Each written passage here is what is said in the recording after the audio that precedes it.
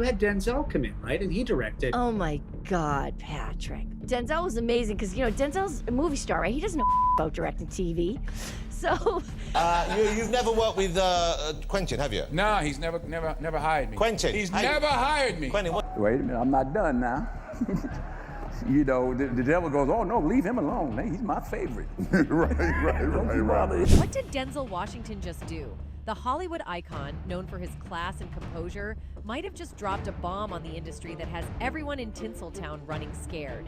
There's a saying, when the devil ignores you, then you know you're doing something wrong. Rumors are swirling that Denzel has made a video so explosive, so unapologetically raw, that it's shaking Hollywood's foundations to the core. So why did he need a black director?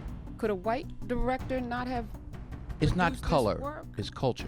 Could it expose the secrets they've worked so hard to bury? And why would Denzel, one of their most respected stars, suddenly turn rogue? And just how far are they willing to go to silence him? Let's dig into it.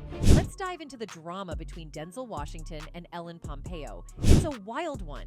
So back in 2016, Denzel guest directed an episode of Grey's Anatomy, and while fans were hyped to see his name in the credits, the vibes on set, not so great.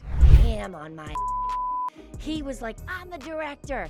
Don't you tell him what to do. And Ellen, the Queen of Grey, spilled all the tea on her Tell Me podcast. She shared that things got tense when she decided to go off script during a scene. Her character was supposed to apologize to someone, but Ellen thought, nah, let's spice it up, and improvised. Apparently, Denzel wasn't here for it at all. I was like, listen, this is my show. This is my set. Who are you telling? Like, you barely know where the bathroom. But it gets juicier. Ellen didn't just stop at clashing with Denzel. She brought his wife into it. When Mrs. Washington came to visit the set, Ellen straight up told her, "Your husband yelled at me today, and I'm not okay with it.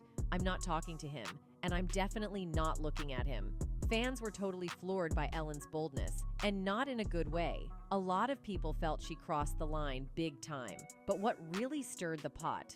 Ellen didn't just share the drama. She threw in some digs about Denzel's directing skills. On her podcast, she straight up said, "Denzel's a movie star, right? He doesn't know how to direct TV." Like, ouch. Sure, she threw him a bone by adding, "Denzel's got charisma for days," but the damage was done. The way she said it came off as super dismissive and kinda entitled. And of course, the internet did not let it slide. Social media blew up, with fans blasting Ellen for her attitude and calling her out for disrespecting a Hollywood legend. One person said, "Ellen was just on a TV show, part of an ensemble. Denzel has been a superstar for years." Some fans also pointed out how Ellen seemed to paint herself as the victim in the whole situation, despite her own combative vibes. And honestly, this wasn't Ellen's first brush with controversy. Back in 2016, she got major backlash for using dark-skinned emojis, even though she's white. It all started when she tweeted about Andy changing the title of their documentary on the Ku Klux Klan. Ellen celebrated the decision, but she used a black clapping emoji and a black thumbs up emoji, which raised some eyebrows. That she thought that she was going to get some points or some clout for this, you know what I'm saying? Like, what? You stood up to Denzel and it backfired on her, you know what I'm saying? So when people called her out, Ellen doubled down, saying she's married to a black man and has 2 biracial kids. Her response came off as dismissive, like being connected to black people automatically meant she got it. She even tweeted, "You do realize being married to a black man and having black children can make you a target from racist white people, right? That's a thing." Sure, that's a valid point, but her defensiveness didn't sit well with many. Eventually, she apologized for offending people, but not without some woe-is-me energy. "I'm so sad that people attacked me for standing up for equality," she said. "I'm sorry if I offended anyone." Let's just say, the apology didn't exactly win everyone over. Can see where if people were insecure, I guess you'd be scared by it. But it's so much easier to just celebrate it and just thank the universe for giving us people of color. Ellen's feud with Denzel left a lot of fans shaking their heads. Many questioned her professionalism and overall attitude after the whole ordeal. Meanwhile, Denzel, his reputation stayed rock solid. He's Denzel Washington after all. The whole situation pretty much proved one thing. Respect, both on and off set, matters big time, no matter how famous you are. Respect for him, but like, yo, we went... And speaking of big names in Hollywood, let's talk about Quentin Tarantino. Back in the mid-90s, Quentin Tarantino was Hollywood's golden troublemaker, shaking things up with groundbreaking films like Reservoir Dogs and Pulp Fiction. His razor-sharp dialogue and fearless storytelling made him a hot commodity, not just for his own films, but as a script doctor. If your movie needed that extra spark, Tarantino was the guy to call. I was just getting to learn Quentin Tarantino. So he was, again, a tyrant. You know, he was at this, do not fuck my... But when Quentin stepped onto the set of Crimson Tide, not everyone was vibing with his style. Specifically, Denzel Washington wasn't exactly a fan. Their on-set clash became one of those Hollywood stories that just won't quit. And while Denzel has publicly said they made peace years later, some folks think Tarantino might still hold a grudge. With Quentin, have you? No, he's never hired me. Quentin? He's never hired me. Quentin, what's the problem with you? What's wrong with you? Why have you not ever written a film for Denzel? Crimson Tide itself, released in 1995, is a high-stakes action thriller set on a submarine during a potential nuclear crisis. It's packed with powerhouse performances, with Gene Hackman playing the old-school, hot-headed Captain Ramsey, and Denzel as the calm, modern-thinking Lieutenant Commander Ron Hunter. The constant power struggle between these two characters keeps the tension dialed up to 11.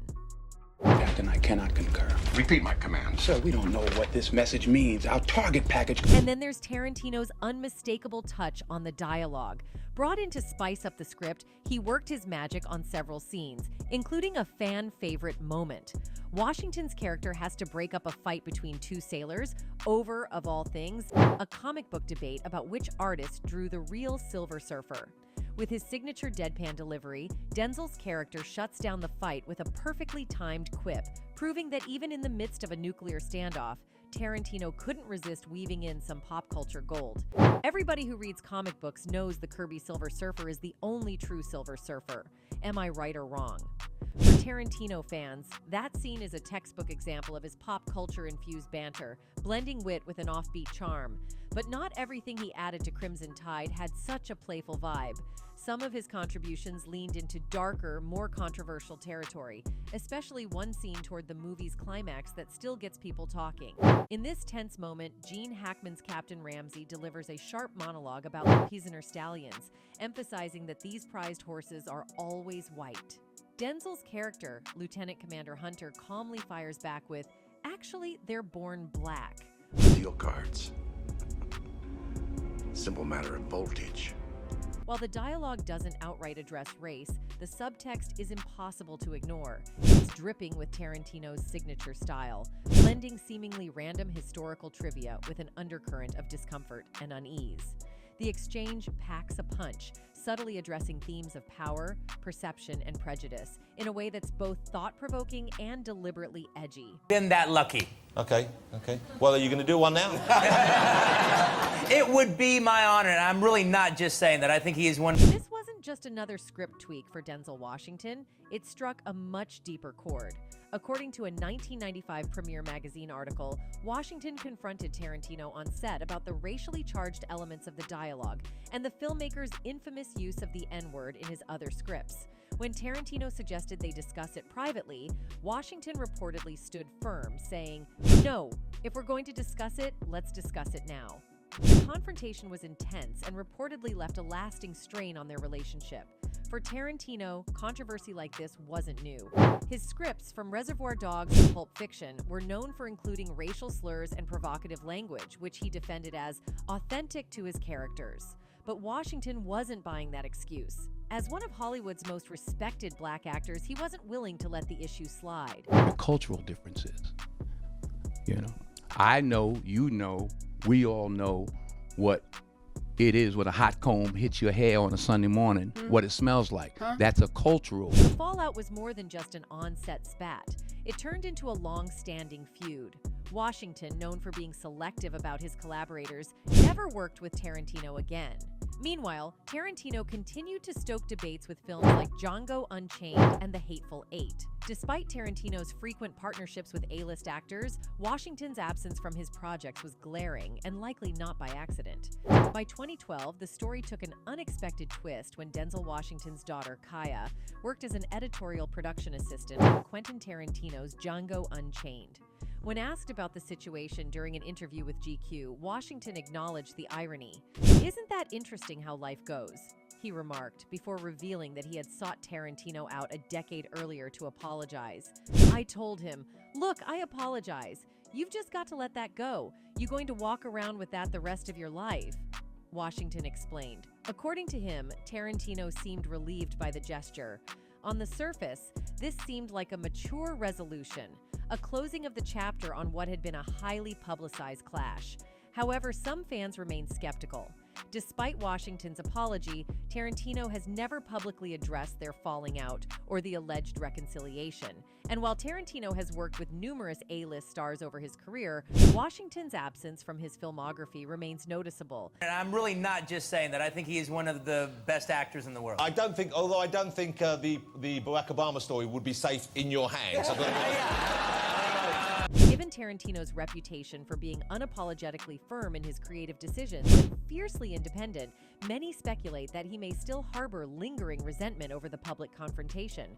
Tarantino thrives on controversy and often defends his creative choices, no matter how polarizing. It's easy to imagine that he might view Washington's on-set critique as a personal slight, one not so easily forgotten. I saw it in my generation and every generation before me and everyone since. It starts in the home. Moving on, we have Chris Rock and the infamous 2022 Oscars slap incident, a moment that left Hollywood shaken and ignited countless debates.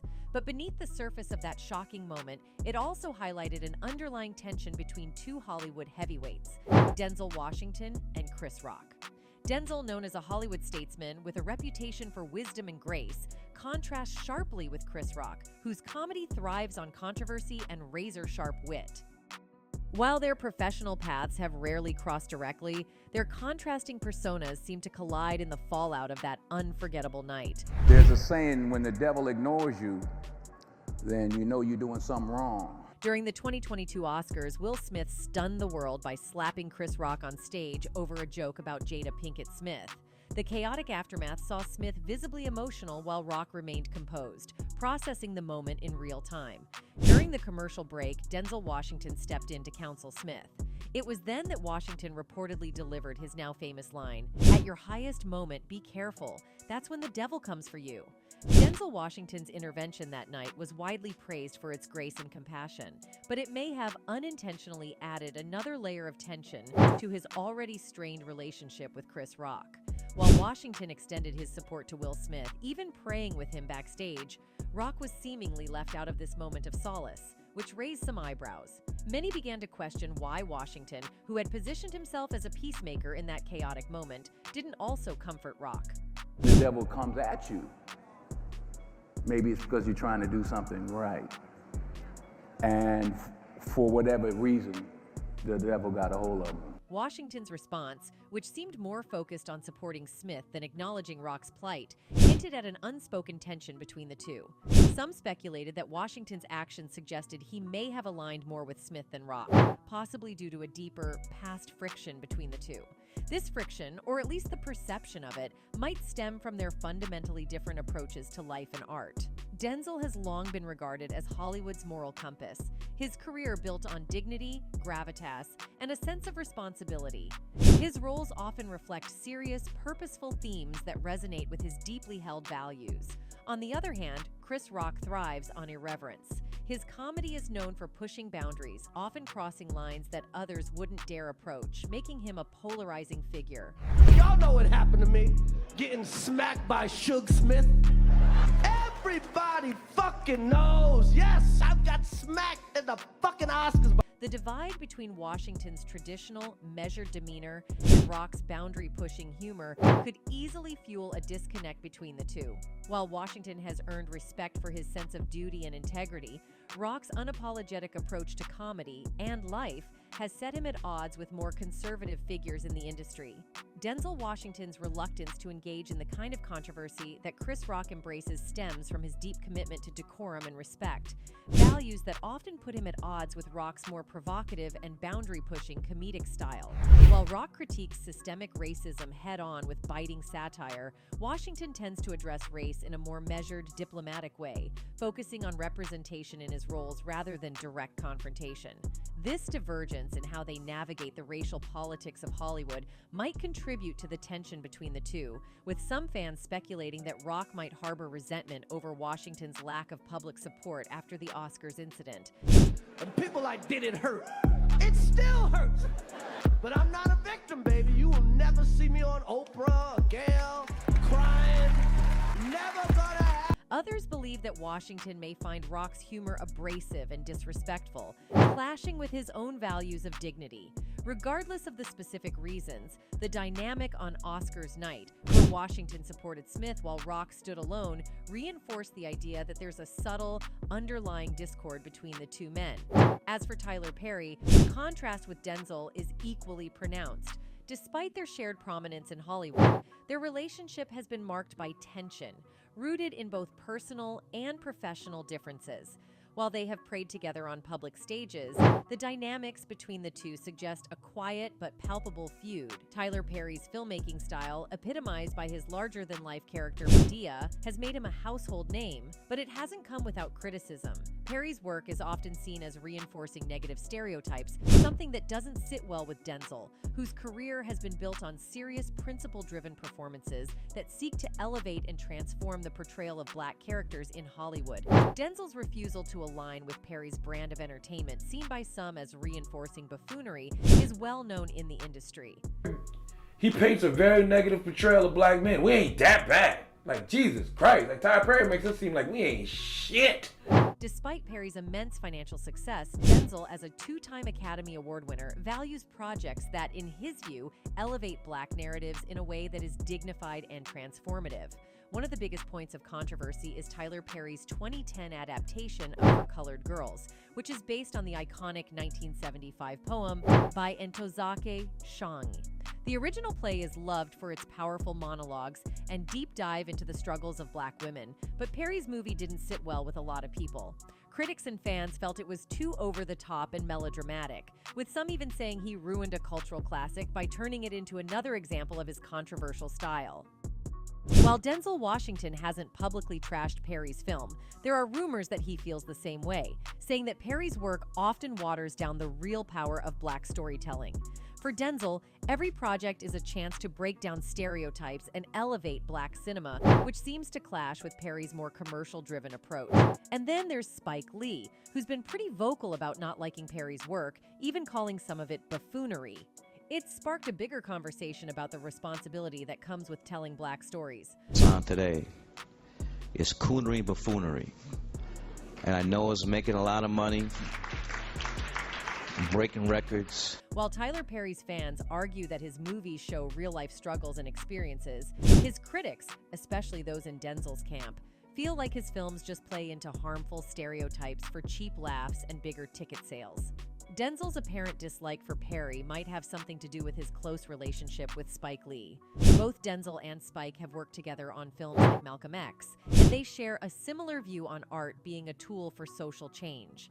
This likely makes Perry's mix of comedy and drama seem at best off-base and, at worst, harmful. But Perry hasn't stayed quiet about the criticism. In an interview with Chris Wallace, he addressed the backlash, claiming that a lot of it comes from classism within the black community.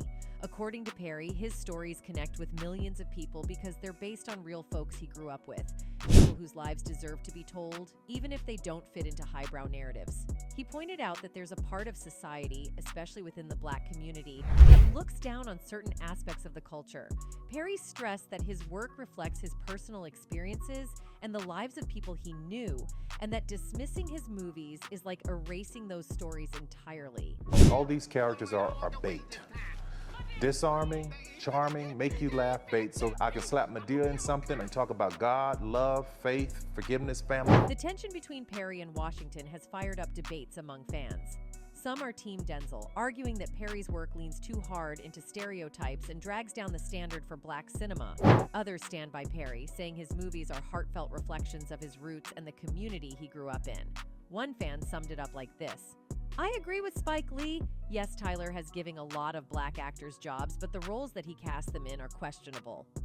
Another one added, been saying this about him stereotyping black men for some time now. You create a black-owned studio to harness and support black talent, but then cast them in the same negative light. Note, he's never beating on or sexually abusing women, girls in any of his movies. And then there's Steve Harvey. Steve and Denzel are both big names, but their approaches to life and success couldn't be more different, which might explain why there's rumored tension between them. Steve's built his career on comedy, hosting TV shows, and being a relationship guru, but not everyone sees his rise as squeaky clean. Denzel, on the other hand, is known for his work ethic, humility, and dedication to his family, which might clash with Steve's image. For starters, Steve's career has been clouded by accusations of dishonesty and exploitation. Comedian Mark Curry called him out for allegedly stealing jokes. Curry claimed Steve performed a Halloween routine on his show that was based entirely on Curry's real-life experiences. He did my whole Halloween run, and I know he didn't come up with that, Curry said. It was true stuff that actually happened to me. Allegations like this have chipped away at Steve's image as a self-made success. Now, if you're curious, here's the joke Curry was referring to. Halloween was a trip. Halloween, we couldn't afford no Halloween costumes. Hey, kids, please. Mama sent us down to the liquor store, put boxes on us.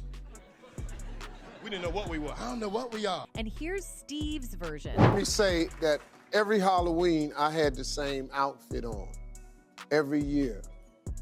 I just had a brown box. I wasn't nothing. To make matters worse, Curry didn't stop at just one accusation. He claimed that Steve allegedly stole his comedic material not once, but twice. This repeated allegation has only added more fuel to the fire, painting a picture of a career that might not be as original as Steve would like people to believe. All my material on his show, so I had a beef on that. He did all my Halloween material one Halloween. I'm watching that, and I know he didn't think of it. You know, this is true stuff that really happens. Denzel, however, has always taken a completely different path. His focus has been on self-improvement, hard work, and integrity. While Steve has faced accusations of cutting corners, Denzel has earned his reputation through discipline and unwavering commitment. This stark difference in values might explain why Denzel has seemingly thrown subtle shade at Steve over the years. Denzel's speeches often emphasize being a responsible father and husband, which some interpret as indirect criticism of Steve. In one speech, Denzel said, "We have a responsibility and a duty to be fathers, not just to make babies, but to be real fathers." Those words hit differently when you factor in Steve's personal history. Steve's marriage to Marjorie Harvey began with its fair share of controversy. Allegations suggest that Marjorie was Steve's mistress while he was still married to his ex-wife, Mary Lee Harvey.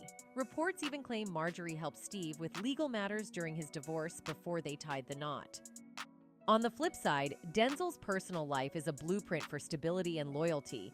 He's been married to Pauletta Washington for over 40 years, often giving her credit for his success. In a heartfelt speech, Denzel shared, 40 years of sacrifice, 40 years of forgiveness. She taught me about faith, spirituality, and love. Real love. Denzel's words about accountability and family values contrast sharply with Steve Harvey's reputation for marital drama and alleged infidelity. Denzel has also voiced strong opinions on the importance of family structure, stating, "It starts at home. If a young man doesn't have a father figure, he'll go find one. You can't blame the system." Many believe these remarks could be interpreted as a subtle critique of Steve, whose children have reportedly dealt with the repercussions of his turbulent personal life. Interestingly, Steve himself admitted that Denzel once gave him a reality check about their careers and the different levels of effort required in their respective fields.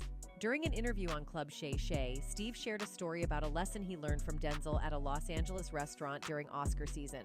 According to Steve, Denzel explained the significant gap between being a movie star and a TV personality, making it clear that the paths to success in their industries demanded vastly different levels of dedication and skill. This candid moment not only highlighted the contrast in their approaches, but also underscored Denzel's commitment to his craft as an actor and role model. Meanwhile, Steve's reflections suggest a begrudging acknowledgement of Denzel's higher standards and work ethic. Denzel, in all his movie star wisdom, broke it down with an unforgettable explanation of the difference between his role as a movie star and Steve Harvey's place in TV entertainment. He said, "To come see me, you've got to get a babysitter, get in your car, stand in line, buy a ticket, stand in another line, get your popcorn, go to a seat, wait. And I come up on the screen 25 feet tall. Then they leave and they don't see me again unless they come to another movie. I'm a movie star." Despite any criticism, Denzel's legacy remains untouchable. His grounded approach to fame, unwavering commitment to family, and refusal to let Hollywood define him continue to inspire millions worldwide.